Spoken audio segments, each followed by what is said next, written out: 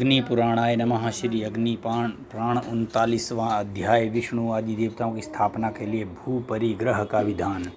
भगवान हयग्रीव कहते हैं, ब्रह्मन, अब मैं विष्णु आदि देवताओं की प्रतिष्ठा के विषय में कहूँगा, ध्यान से सुनिए।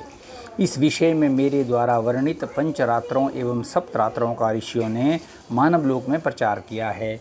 वे संख्या में 25 हैं। उनके नाम इस प्रकार हैं: आदिह शीर्ष तंत्र, त्रैलोक्य मोहन तंत्र, वैभव तंत्र, पुष्कर तंत्र, प्रहलाद तंत्र, गार्ग्य तंत्र, गालवत तंत्र, नारदीय तंत्र, श्री प्रश्न तंत्र, शांडिल्य तंत्र, ईश्वर तंत्र, सत्य तंत्र, शौनक तंत्र,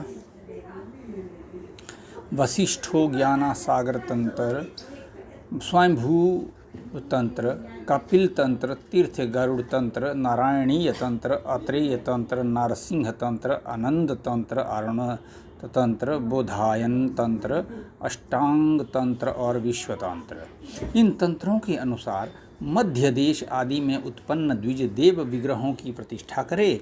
कच्छ देश, कावेरी तटवर्ती देश, कोंकण, कामरूप, कलिंग, कांची तथा कश्मीर देश में उत्पन्न ब्राह्मण देव प्रतिष्ठा आदि न करे। आकाश, वायु, तेज, जल एवं पृथ्वी, ये पंच महाभूत पंचरात्र हैं। जो चेतना शून्य एवं अज्ञानांधकार से अच्छिन्न हैं, वे पंचरात्र से रहित हैं। जो मनुष्य ये धारणा करता है कि मैं पाप मुक्त परब्रह्म विष्णु हूँ, वह देशिक होता है। वह समस्त बाह्य लक्षणों, वेश आदि से हीन होने पर भी तंत्रवेता आचार्य माना गया है। देवताओं की नगराभिमुखी स्थापना करनी चाहिए। नगर की ओर उनका पृष्ठभाग नहीं होना चाहिए।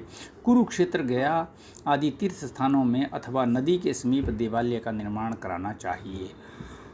ब्रह्मा का मंदिर नगर के मध्य में तथा इंद्र का मंदिर पूर्व दिशा में उत्तम माना गया। अग्निदेव तथा मातृकाओं का आग्नेय कोण में, भूतगण और यमराज का दक्षिण में, चंडिका, पितृगण एवं दैत्यादि का मंदिर नैऋत्य कोण में बनवाना चाहिए। वरुण का पश्चिम में, वायु का और नाग का वायव्य कोण में, यक्ष तथा कुबेर का उत्तर दिशा में, चंडीश महेश का ईशान कोण में और विष्णु का मंदिर सभी ओर बनवाना श्रेष्ठ है। ज्ञानवान मनुष्य को पूर्ववर्ती देव मंदिरों को संकुचित करके अल्पसमान या विशाल मंदिर नहीं बनाना चाहिए। किसी देव मंदिर समीप मंदिर बनवाने पर दोनों मंदिरों की ऊंचाई के बराबर दुगुनी सीमा छोड़कर नवीन देव प्रसाद का निर्माण करावे। विद्वान व्यक्ति दोनों मंदिरों को पीड़ित न करे। भूमि का शोधन करने के बाद भूमि परिग्रह करे। तदंतर प्रकार की सीमा तक माश, हरिद्रा चूर्ण, खील दधि और सक्तु से भूत बलि प्रदान करे। फिर अष्टाक्षर मंत्र से पढ़कर 8 दिशाओं में सक्तु बिखेरते हुए कहे, इस भूमि खंड पर जो राक्षस एवं पिशाच आदि निवास करते हों, वे सब यहाँ से चले जाएं। मैं यहाँ पर श्री हरि के लिए मंदिर का निर्माण करूँगा। फिर भूमि को हल से जुतवा कर गोचारण करावे। 8 परमाणु का रथ रेणु माना गया है। 8 रथ रेणु का त्रस रेणु माना जाता है। 8 त्रस रेणु का बालागन तथा 8 बालागन की लिक्षा कही जाती है। 8 लिक्षा की युका, 8 युका का यव मध्य, 8 यव मध्य का अंगुल, 24 अंगुल का कर और 28 अंगुल का पद्म हस्त होता है। इस प्रकार आदि आग्नेय ब्रह्म महापुराण में विष्णु आदि देवताओं की स्थापना के लिए भूमि परिग्रह का वर्णन नामक 39वां अध्याय पूरा हुआ। 40वां अध्याय वास्तु मंडलवर्ती देवताओं के स्थापन, पूजन, अर्घ्यदान तथा बलिदान आदि की विधि। भगवान हयग्रीव कहते हैं, ब्राह्मण, पूर्व काल में संपूर्ण भूत प्राणियों के लिए भयंकर एक महाभूत था। देवताओं ने उसे भूमि में निहित कर दिया। उसी को वास्तु पुरुष माना गया है। क्या पूर्व काल में संपूर्ण भूत प्राणियों के लिए भयंकर एक महाभूत था। देवताओं ने उसे भूमि में निहित कर दिया। उसी को वास्तु पुरुष माना जाता है। ठीक है। चतुष्षष्टि पदों से युक्त क्षेत्र में अर्ध कोण में स्थित ईश या शिखी को घृत एवं अक्षतों से तृप्त करे। फिर एक पद में स्थित पर्जन्य को कमल तथा जल से, 2 पदों में स्थित जयंत को पताका से, 2 कोष्ठों में स्थित महेंद्र को भी उसी से, द्विपदस्थ रवि को सभी लाल रंग की वस्तुओं से संतुष्ट करे।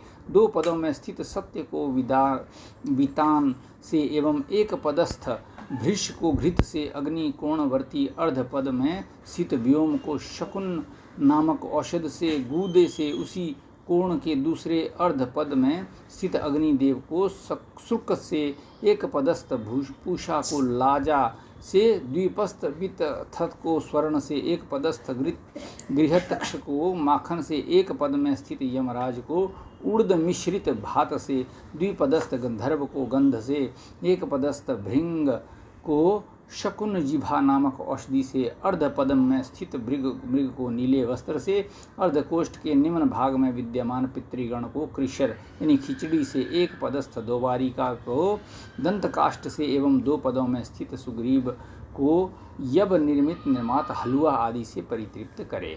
द्विपदस्थ पुष्प दंत को कुश समूहों से दो पदों में स्थित वरुण को पदम से, द्विपदस्थ असुरों को असुरा से एवं एक पद में स्थित शेष को घृत मिश्रित जल से, अर्धपद स्थित पाप या पापयक्ष्मा को यवान्न से, अर्धपद स्थरोग को माण से, एक पद स्थित नाग सर्प को नागपुष्प से, द्विपदगत मुख्य को भक्ष्य पदार्थों से, एक पदस्थ बल्लाट को मूंग भात से, एक पद संस्थित सोम को मधुयुक्त खीर से, दो पदों में अधिष्ठित ऋषि को शालूक से एवं एक पद में विद्यमान आदित्य को लोपिका से एवं अर्ध पदस्थ दिति को पुरियों द्वारा संतुष्ट कर। फिर ईशान स्थित ईश के निम्न भाग में अर्धपद स्थित आप को दुग्ध से एवं उसके नीचे अर्धपद में अधिष्ठित आप वत्स को दही से संतुष्ट करे। साथ ही पूर्ववर्ती कोष्ठ चतुष्टय में मरीचि को लड्डू देकर तृप्त करे। ब्रह्मल के ऊर्ध्व भाग के कोण स्थित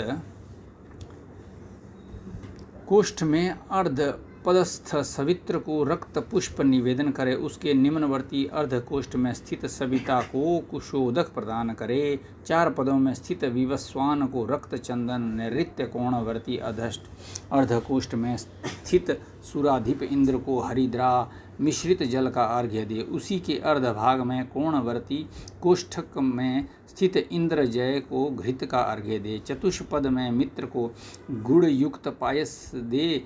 वायव्य कोण के आधे कोष्ठक में प्रतिष्ठित रुद्र को पकाई हुई उड़द या उसका बड़ा एवं उसकी अधोवर्ती अधष्ट कोष में स्थित यक्ष या युद्रदास को आर्द्रफल अंगूर सेब आदि समर्पित करे।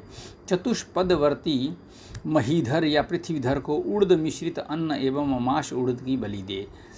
मध्यवर्ती कोष्ठ चतुष्ट में भगवान ब्रह्मा के निमित्त तिल तंडुल स्थापित करे। चरकी को उड़द और घृत से, स्कंद को खिचड़ी तथा पुष्पमाला से, बिदारी को लाल कमल से, कंदर्प को एक पल के तोल वाले भात से, पूतना को पलपित से, जंभ को उड़द एवं पुष्पमाला से, पापा या पाप राक्षसी को पित्त पुष्पमाला एवं अस्थियों से तथा पिलीपित्स को भांति भांति की माला के द्वारा संतुष्ट करे। तदंतर ईशान आदि दिक्पालों को लाल उड़द की बलि दे।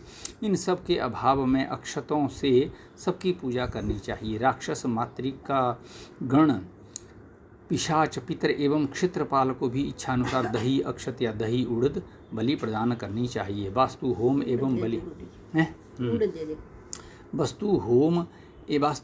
बलि प्रदान से इनकी तृप्ति किए बिना प्रसाद आदि का निर्माण नहीं करना चाहिए। ब्रह्मा के स्थान में श्री हरि, लक्ष्मी जी तथा गण देवता की पूजा करें। फिर भूमि वास्तु पुरुष एवं वर्धनी युक्त कलश का पूजन करे। कलश के मध्य में ब्रह्म तथा दिक्पालों का यजन करे। फिर स्वस्ति वाचन एवं प्रणाम करके पूर्णाहुति दे। ब्राह्मण तदंतर गृहपति हाथ में छिद्र युक्त जल पात्र लेकर विधि पूर्वक दक्षिणावर्त मंडल बनाते हुए सूत्र मार्ग से जल धारा को घुमावे। फिर पूर्ववत उसी मार्ग से 7 बीजों का वपन करे। उसी मार्ग से खात का आरंभ करे। तदंतर मध्य में हाथ भर चौड़ा 1-4 अंगुल नीचा गर्त खोद दे।